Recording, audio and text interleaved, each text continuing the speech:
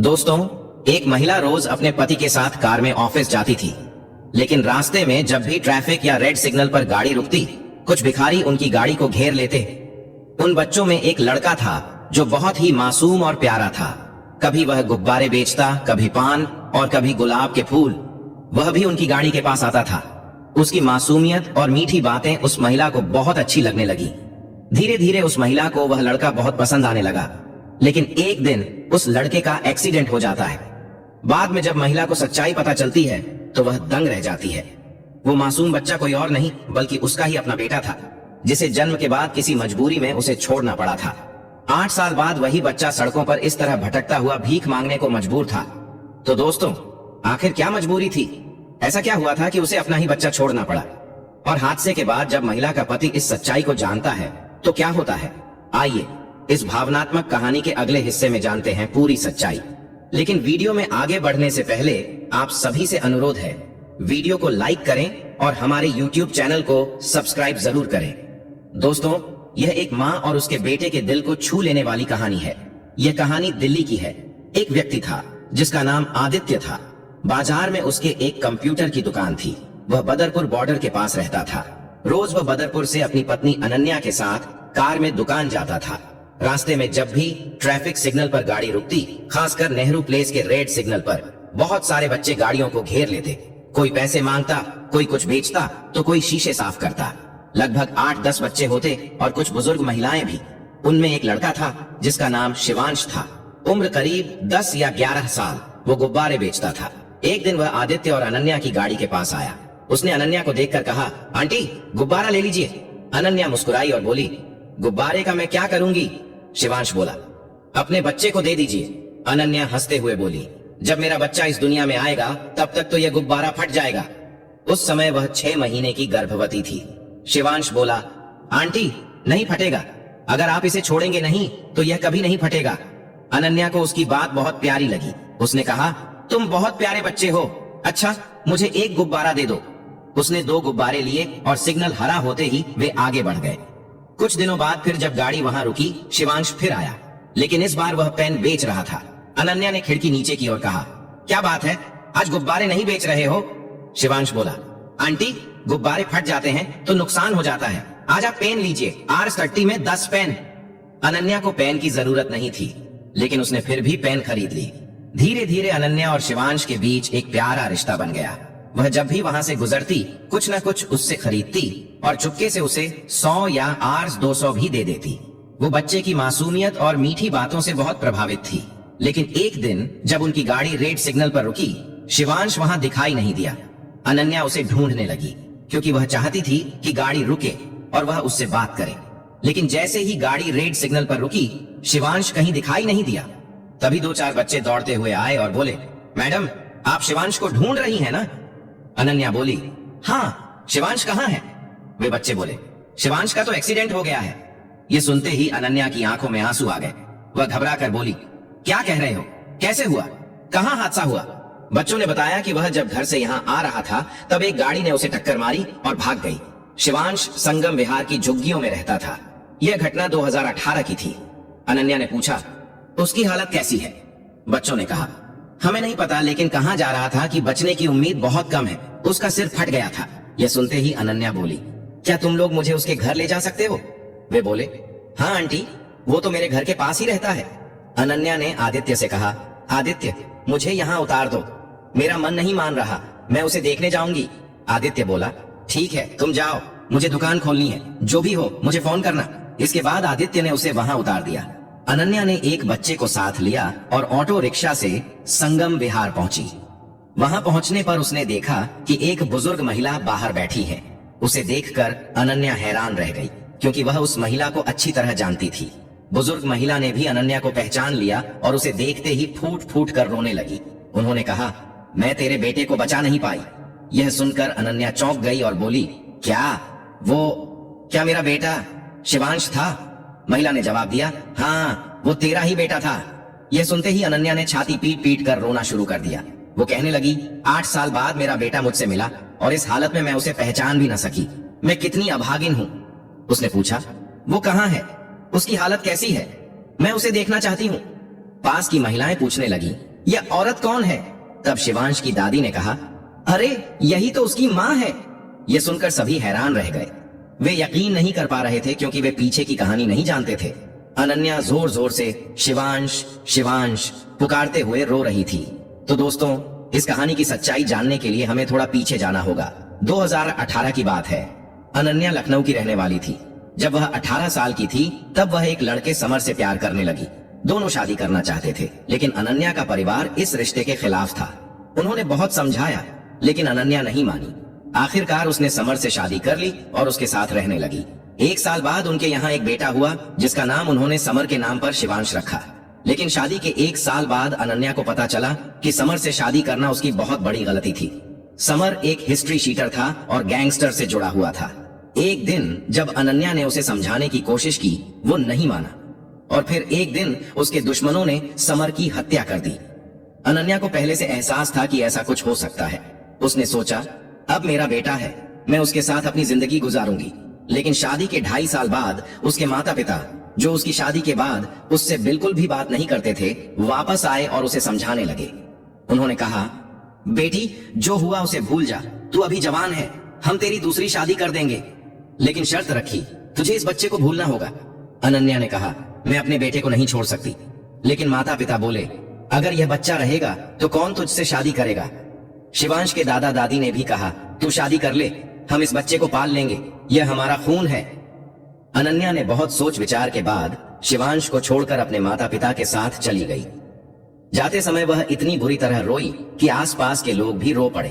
उसके माता पिता ने उसके लिए आदित्य नाम का एक अच्छा लड़का चुना। आदित्य से मिलने के बाद रिश्ता पक्का हुआ और शादी हो गई। लेकिन आदित्य के परिवार से अनन्या का अतीत छुपाया गया। उन्हें बताया गया कि अनन्या अविवाहित है। आदित्य दिल्ली में रहता था, उसका परिवार पढ़ा लिखा था। अनन्या से शादी करके आदित्य बहुत खुश था, क्योंकि अनन्या बहुत सुंदर थी और जीवन की कठिनाइयों ने उसे परिपक्व बना दिया था। आदित्य उसे बहुत प्यार करता था। शादी के बाद वह बदरपुर के एक फ्लैट में रहने लगे। आदित्य की नेहरू प्लेस में लैपटॉप की दुकान थी। अनन्या भी उसके साथ दुकान चलाने लगी। कुछ कर्मचारी भी थे और उनकी आमदनी अच्छी थी। लेकिन जब अनन्या की जिंदगी अच्छे से चल रही थी, तब उसके बेटे शिवांश की जिंदगी में तूफान आ गया। शिवांश के दादा का देहांत हो गया। दादा के मरने के बाद परिवार के लोगों ने कहना शुरू कर दिया, इस बच्चे को इसकी मां छोड़कर चली गई, अब तुम क्यों इसे अपने पास रख रही हो? इसे किसी अनाथ आश्रम में दे दो। लेकिन शिवांश की दादी ने साफ इनकार कर दिया। उन्होंने कहा, नहीं, ये मेरा समर है, मैं इसे कभी नहीं छोड़ूंगी। परिवार में हर दिन इसी बात को लेकर झगड़े होने लगे। एक दिन शिवांश की बुआ यानी पिताजी की बहन वहां आई और उन्होंने देखा कि बच्चे को लेकर बहुत परेशानी हो रही है। उन्होंने दादी से कहा, माँ, अगर इतना झंझट है तो बच्चे को मुझे दे दो, मेरे 2 बेटे हैं, मैं इसे दिल्ली ले जाऊंगी। लेकिन दादी ने कहा, नहीं, मैं किसी पर भरोसा नहीं करती, वो मेरे साथ ही रहेगा। तब बुआ ने कहा, ठीक है, तो आप भी मेरे साथ चलिए, जो मैं खाऊंगी वही आप भी खाएंगे। इस तरह शिवांश अपनी दादी के साथ दिल्ली आ गया। बुआ संगम विहार में रहती थी, वह यहाँ वहां मजदूरी करती थी। धीरे धीरे समय बीतता गया। जब शिवांश 8 साल का हुआ, उसने देखा कि कुछ लड़के रोज पैसे कमा कर लाते हैं। उसने उनसे पूछा, तुम लोग पैसे कहां से लाते हो? उन्होंने बताया, हम दिल्ली की सड़कों पर रेड सिग्नल पर जाकर गाड़ियों के पास पैसे मांगते हैं। शिवांश के मन में भी यह बात आई। इस बीच उसकी दादी की तबीयत बिगड़ने लगी और उसके फूफा यानी बुआ के पति शराबी थे। वह रोज झगड़ा करते। शिवांश ने कहा, मैं भी तुम्हारे साथ चलूंगा, लेकिन दादी ने मना किया। उन्होंने कहा, भीख मांगना बुरा काम है, तू मत जाना। शिवांश बोला, दादी, मैं भीख नहीं मांगूंगा, कुछ बच्चे सामान बेचते हैं, मैं भी गुब्बारे बेचूंगा। इस तरह उसने गुब्बारे खरीदे और नेहरू प्लेस के रेड सिग्नल पर बेचने लगा। कभी वह पान, कभी गुलाब के फूल बेचता। इसी समय उसकी मुलाकात अनन्या से हुई। अनन्या अपने बेटे को बहुत याद करती थी। वो अकेले में रोती, लेकिन किसी से कुछ कहती नहीं थी। उसके माँ बाप ने उसे कहा था, कभी शिवांश का नाम जुबान पर मत लाना, वरना सबको पता चल जाएगा। इसलिए वह दिल में ही अपने बेटे को याद करती। उसे यह भी पता नहीं था कि शिवांश कहाँ है। जब भी वह मायके जाती तो उसे यही पता चलता कि शिवांश अपनी बुआ के साथ दिल्ली चला गया है, इसलिए उसका उससे कोई संपर्क नहीं हो पाया। शिवांश की दादी उसे शिवांश ही बुलाती थी, क्योंकि उसके बेटे यानी समर का नाम भी समर था। इस तरह शिवांश अपनी माँ के सामने आकर सामान बेचता रहा, लेकिन अनन्या उसे पहचान नहीं पाई। 8 सालों में वह बड़ा हो गया था। पहले जो बच्चा साफ सुथरा रहता था, अब गंदे अस्त व्यस्त हाल में था। अनन्या ने उससे उसका नाम और रहने की जगह भी पूछी थी। शिवांश ने कहा था, मैं अपनी दादी के साथ रहता हूं। फिर भी अनन्या उसे पहचान ना सकी। लेकिन जिस दिन वह संगम विहार पहुंची और दादी को देखा, उसके मन में संदेह हुआ। क्या यह मेरा ही बेटा है? दादी ने भी उसे पहचान लिया और कहा, हाँ, यह तुम्हारा ही बेटा शिवांश है, उसका एक्सीडेंट हुआ है। यह सुनकर अनन्या चिल्लाने और रोने लगी। उसने कहा, वो कहाँ है? मुझे उसके पास ले चलो। दादी ने बताया, उसे अस्पताल ले गए हैं। उसकी बुआ को भी नहीं पता उसकी हालत कैसी है, बहुत गंभीर चोटें आई हैं। पास की कुछ औरतों ने कहा, चलो बहन, हम तुझे लेकर चलते हैं। वे उसे अस्पताल ले गए। अस्पताल में शिवांश की बुआ ने उसे देखा और रोने लगी। उन्होंने कहा, उसकी हालत बहुत खराब है, डॉक्टर कह रहे हैं कि बचने की उम्मीद बहुत कम है।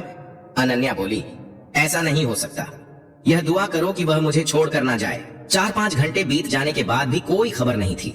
शिवांश आईसीयू में था। इस बीच आदित्य बार बार फोन कर रहा था। अनन्या ने एक बार फोन उठाकर कहा, आदित्य, उस लड़के के बचने की कोई उम्मीद नहीं है, मुझे माफ करना, मैं आज नहीं आ पाऊंगी। आदित्य हैरान होकर बोला, क्या कह रही हो तुम? अस्पताल पहुंच गई हो? ये कैसी बात कर रही हो? उसके माँ बाप हैं, वह देख लेंगे। लेकिन अनन्या कैसे बताती कि वह लड़का उसका अपना बेटा है? उसने कहा, आदित्य, मैं अभी बात नहीं कर सकती, और फिर फोन बंद कर दिया। 2 दिन बाद तीसरे दिन डॉक्टर ने कहा, अगर उसे होश आ गया तो वह ठीक हो जाएगा, वरना कुछ कहा नहीं जा सकता।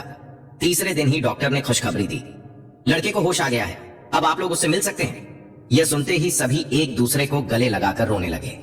अनन्या दौड़ कर गई और देखा शिवांश की आंखें खुली हुई हैं। उसने कहा, आंटी, आप आ गई? अनन्या ने भावुक होकर कहा, बेटा, मैं आंटी नहीं, तुम्हारी मां हूं। उसने शिवांश को चूमा और गले लगा लिया। डॉक्टर ने मना किया कि ज्यादा बात ना करें। लड़के को होश आ गया है, अब टेंशन मत लो। 3 दिन तक अनन्या ने आदित्य को फोन नहीं किया, ना ही उसने अपना फोन ऑन किया। आदित्य परेशान होकर संगम विहार पहुंचा और पूरी बात जान गया। अस्पताल जाकर उसने अनन्या से कहा, तुम लोगों ने धोखा दिया है, हमारा रिश्ता खत्म। अनन्या कुछ नहीं बोल सकी, वो सिर झुकाए सब सुनती रही। आदित्य चला गया। अनन्या को एक ही सुकून था, शिवांश की जान बच गई। 1 हफ्ते बाद डॉक्टर ने शिवांश को छुट्टी दे दी। अनन्या उसे संगम विहार ले आई और उसकी देखभाल करने लगी। जब उसने आदित्य को फोन किया तो देखा कि उसका नंबर ब्लॉक कर दिया गया है। 10 दिन बाद आदित्य अपनी माँ और बहन के साथ संगम विहार आया। अनन्या उन्हें देखकर फूट फूट कर रोने लगी। उसकी सास ने कहा, बेटी मत रो, चलो घर चलते हैं।